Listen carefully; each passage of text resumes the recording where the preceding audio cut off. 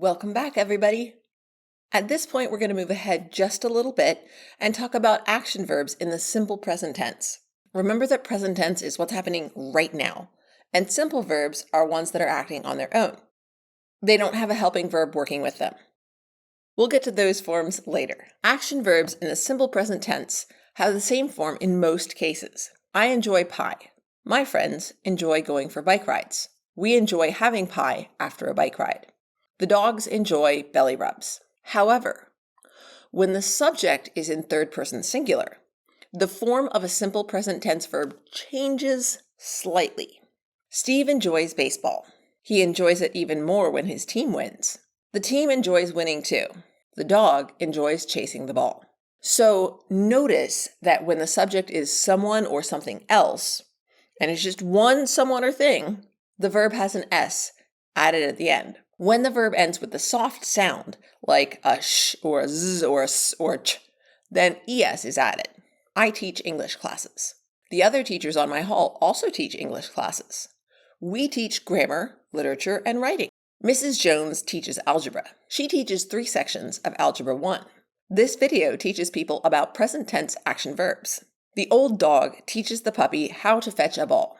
Here are some others. The snake hisses at the bird. Love washes anger away. The soda fizzes. He messes his clothes up every day. So, when we're talking about one person or animal or thing, the S or ES ending gets added. That's the third person singular form. It's the only one that gets changed for a regular verb.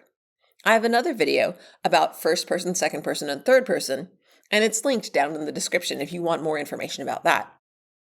However, when we have more than one in the subject, or when we're talking about ourselves, or we're talking to someone or a group of people, the ending doesn't get added. Take a look at these examples.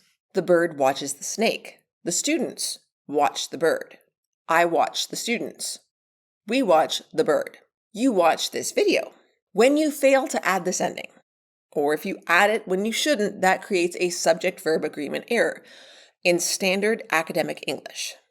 Take a look at these examples of mistakes pulled from the sentences used previously. The dog enjoyed chasing the ball. The bird watched the snake. He messes his clothes up every day. What makes this challenging is that in some non-academic settings, this type of use is perfectly acceptable. And it's much more common to hear that than to hear the S or ES ending added when it shouldn't be there. Take a look at these examples. You watches this video. My friends enjoys pie after a bike ride. We eats lots of pie. I teaches English. That last one was the worst.